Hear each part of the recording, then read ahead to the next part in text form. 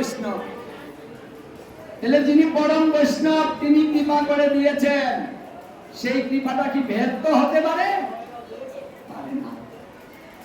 10,000 বছর যখন পূর্ণ হয়েছে, নারায়ণ স্বয়ং এসে এই পচ্ছেদাদের সামনে দাঁড়িয়েছে, সামনে দাঁড়িয়ে বলছে, এই পচ্ছেদাগণ, এই পাঁচ ভাই, চক্ষু খুল, চক্ষু খুল, খুলে দেখ, দেখ আমি চলে এসেছি। তখন পাঁচ ভাই চেয়েছে, চেয়ে দেখে ওই যে মহাদেব যা বলে দিয়েছিলেন, যে স্বরূপটা হৃদয়ে ধারণ করেছিলাম, ঠিক সেই স্বরূপটাই তাদের সামনে দাঁড়িয়েছে। তাই পাঁচ ভাই মিলে নারায়ণের চরণে পড়ে গেল দুটো।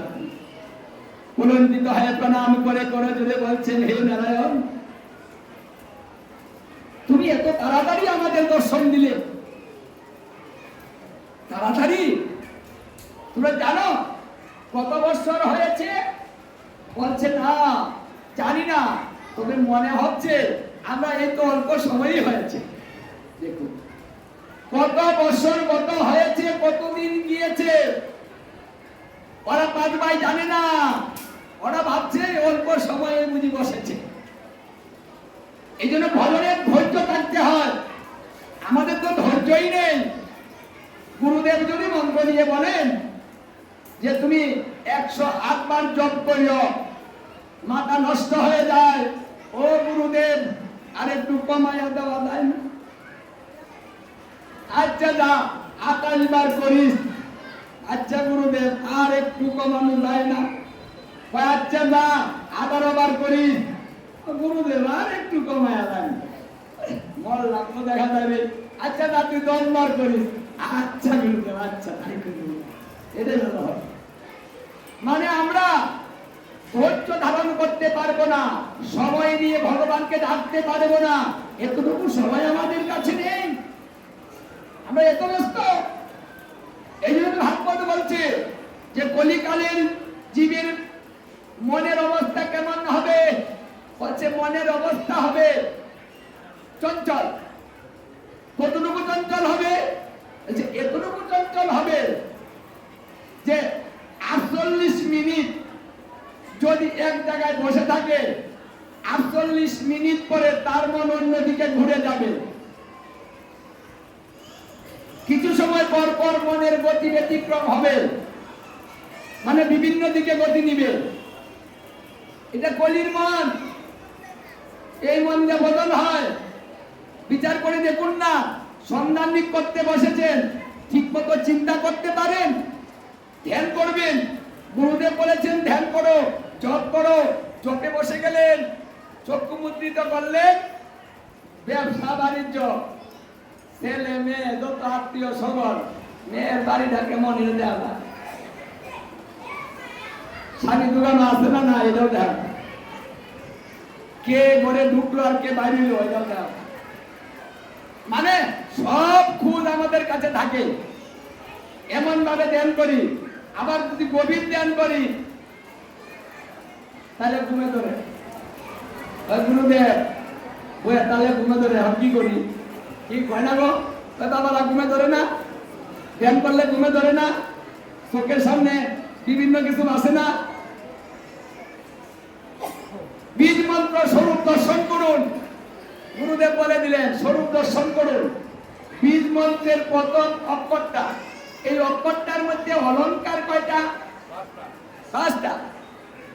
5টা অলংকারের 5টা স্বরূপ আছে। এই স্বরূপটা জেনেছেন?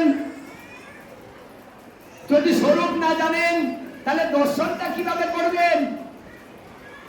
ওটা তো গণার বস্তু না যে গণলেই হয়ে যাবে না। স্বরূপ দর্শন করে মন্ত্র জপ পূর্ণ করতে হবে। তাহলে যদি আপনি স্বরূপটা না জানেন তাহলে করবেন কি করে? আর এই স্বরূপ না যাওয়ার কারণে আপনার চোখের মধ্যে সংসার এসে জমা বাঁধে, চতুর্দিকে সংসার সব ঘুমে ধরে। এই আলস্য ভাবটা কেন আসে? না জানার কারণে। তাই জেনে শুনে ভজন, সঠিক তত্ত্ব পাবেন, সঠিক অল্প সময়ের মধ্যে গোবিন্দ তুষ্ট হবে, অন্তিম কালে তাকে দর্শন করিতে পারিবেন। বেশি লাগবে না, অল্পেই হয়ে যাবে। তাই পঞ্চেতাগণ প্রভুর কাছে যখন করজোড় করেছেন, নারায়ণ বলছেন, হে পঞ্চেতাগণ, তোমাদের তপস্যা এত সুন্দর হয়েছে, আমি তোমাদের প্রতি তুষ্ট হয়েছি, তাই তোমাদেরকে বর দিতে চাই, তোমরা চেয়ে নাও। এবার বল তারা বলল, হে নারায়ণ, বর দিবেন? তাহলে এই বর দেন, আমাদের জন্ম যেখানেই হোক, যেভাবে হোক, যে কুলেই হোক, সেই জন্মে যেন আমরা তোমার ভক্ত সঙ্গ লাভ করি। অন্য কিছু আমাদের বলের দরকার নেই।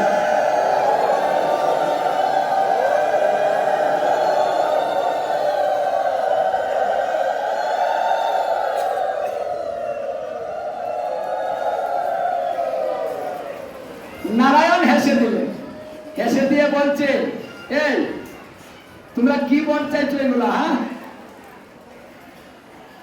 ভালো কিছু চাও?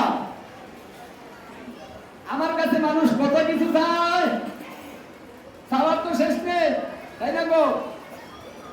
আর তোমরা 10,000 বছর তপস্যা করে ভক্ত সঙ্গ চাও কেন? আরে আমার দাম চাও, আবার চাও। এবার যদি ভুল হয়ে থাকে চিন্তা করে তারপরে দাও। কিন্তু তারা বলছে, না প্রভু, অন্য কিছুর প্রয়োজন নেই, তোমার ভক্ত সঙ্গ ছাড়া। কেন? কারণ কেন ভক্ত সঙ্গ চাইছো, আমাকে চাইছো না? তখন তারা কারণটা বলল। কারণটা কি জানেন?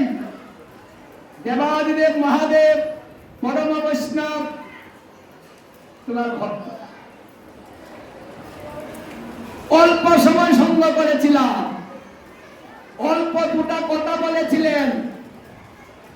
দেবাদিদেব মহাদেবের এই দুটা কথা শুনে আমরা সেই কথা মতো ভজন করেছিলাম, আর সেই কথা মতো ভজন করার কারণে আমরা তোমার দর্শন পেয়েছি। আমরা এটুকু বুঝতে পেরেছি, আমরা যদি সদা সর্বদা ভক্ত সঙ্গে থাকি, তাহলে তুমি আমাদের ছেড়ে দিতে পারবে না। কারণ যেখানে ভক্ত থাকবে সেখানেই তো তুমি থাকবে, তাই তোমার সঙ্গ আমরা সদা সর্বদাই লাভ করতে পারবো। তাহলে ভক্ত সঙ্গই ভালো, অল্প সময় করলে তোমাকে পাওয়া যায়। এই জন্য আমরা ভক্ত সঙ্গে চাইছি। দেখুন ভক্ত সঙ্গের মহিমা কত। তপস্যা করে ভক্ত সঙ্গ চায়, আর আমরা ভক্ত সঙ্গ পেয়েছি, তারপরেও ভক্ত সঙ্গ করতে পারছি না, ভক্ত সেবায় অংশগ্রহণ করতে পারছি না, সুযোগটা গ্রহণ করতে পারছি না। মহাপ্রভু বলেছেন, জীবে দয়া নামে রুচি বৈষ্ণব সেবন, ইহা হতে বড় ধর্ম নাহি সনাতন। সনাতন গোস্বামী এই তত্ত্বটা বলেছিলেন যে কলিজীবের সহজে ধর্ম কিসে হয়, সহজ ধর্ম কিসে হয়। তখন তিনি তিনটা কথা বললেন। কি বললেন? জীবে দয়া, নামে রুচি, বৈষ্ণব সেবন। এই তিনটা হচ্ছে কলির সর্বশ্রেষ্ঠ ধর্ম এবং সহজ।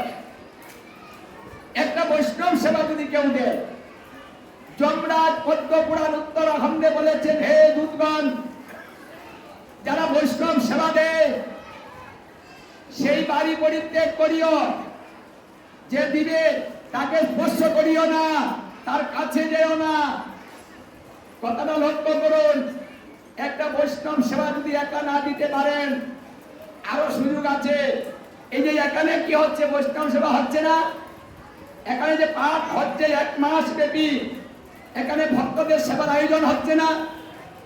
আপনি যদি এই সেবায় অংশগ্রহণ করেন, আজকে যে ভক্তরা এখানে শ্রবণ করতে আসে, আপনি বাড়িতে নিমন্ত্রণ করে এই বৈষ্ণব গুলাকে নিতে পারবেন? পারবেন? কয়েকজন নিমন্ত্রণ করবেন, কয়েকজন আসবে, কিন্তু এইভাবে সবাই আসবে না। তাহলে বৈষ্ণব সেবাটা এখানে আপনি দিয়ে দিতে পারেন। সহজ ধর্মটা অংশগ্রহণ করুন, একা করতে পারেন না, 2-4 জন আসতে জনে মিলে করুন।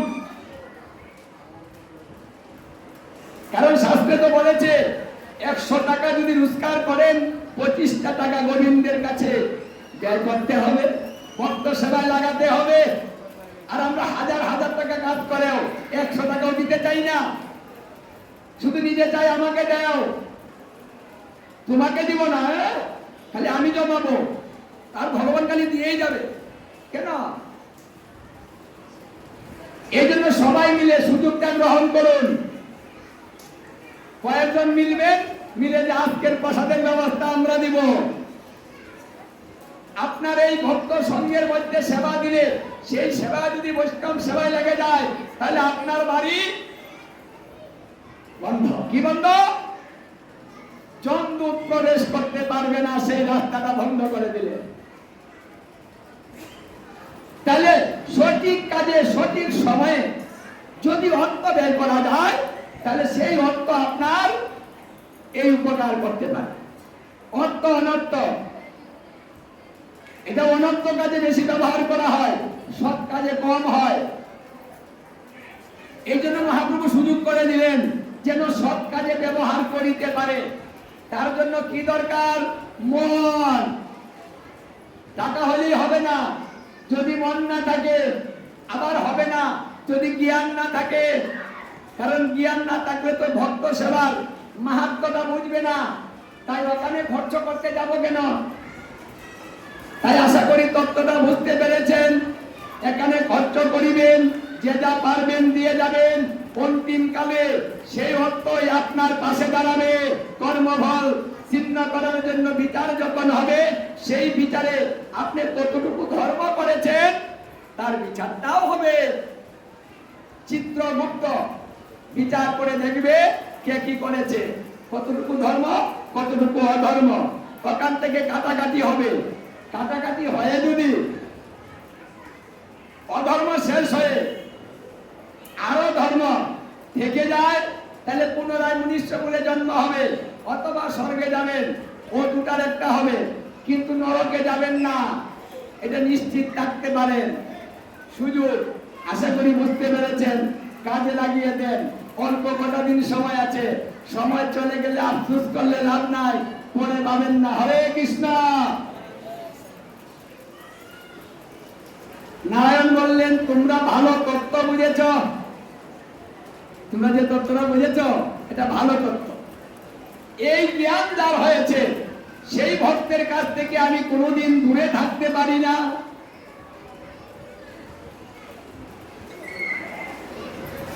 কীর্তন গাইতে পারলাম না একটু ভালো করিয়া, শুধু আমার বাদ্যযন্ত্রের অভাবে। না এইভাবে দুঃখ হয় না, আর একটা মোট আছে, মোট নষ্ট হয়। আচ্ছা তো দূরে, কাছে তো না, কইয়া আনার বিষয় না, এটা বাপের বিষয়। আমার হরিকে যে ভালোবাসে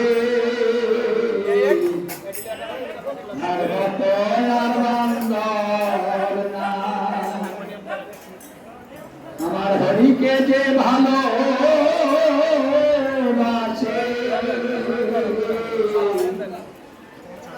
আর মত আর বন্ধ নাই। হরিকে যে ভালোবাসে আর মত আর বন্ধ নাই। হরিকে যে ভালোবাসে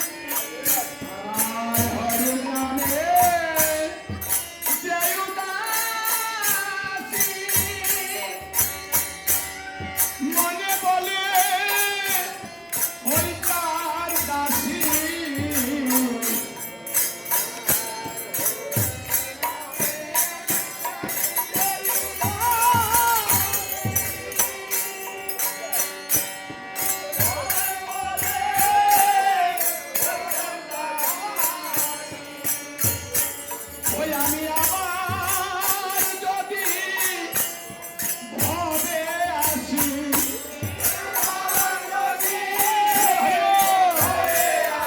ওই আমি আবার যদি ভবে আসি, এই কৃষ্ণ ভক্তের সঙ্গ পার হইকে ভালোবাসে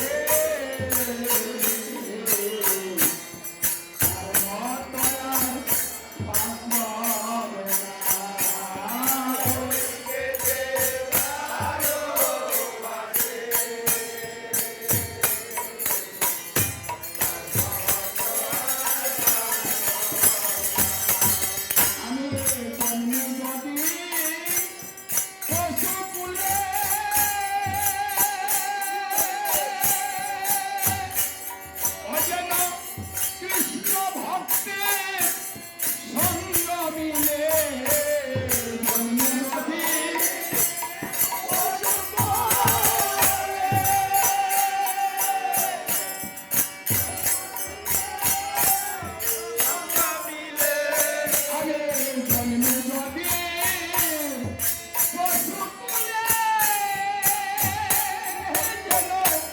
কৃষ্ণ ভক্তের সঙ্গ মিলে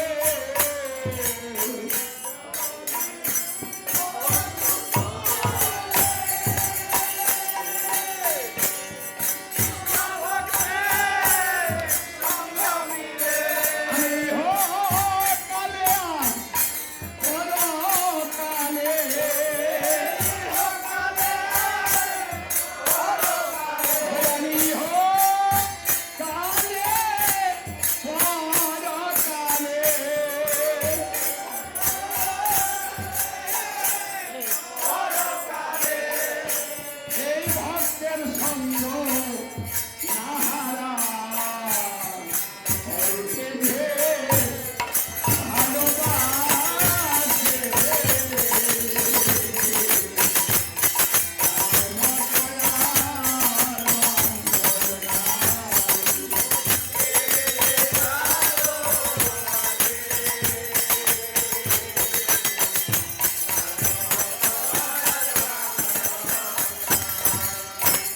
ভক্তের মুখে কৃষ্ণ কথা শুনলে জুড়াই জীবের কণ্ঠ আত্মা। ভক্তের মুখে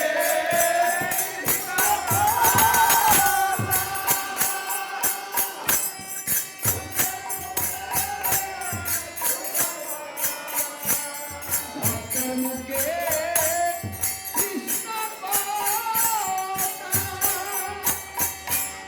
শুনলে জুড়াই জীবের কণ্ঠ আত্মা।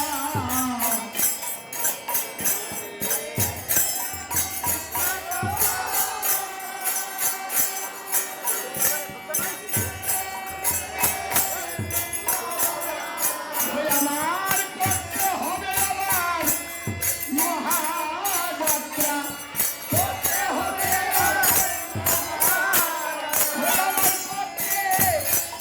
আবার মহাযাত্রা।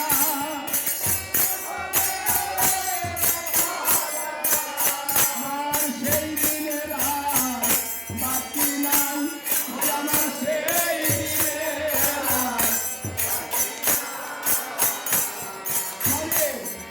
মহাযাত্রা করতে হবে। সেই দিনের বেশি দিন বাকি নাই, প্রতিদিন যাত্রা করা হচ্ছে।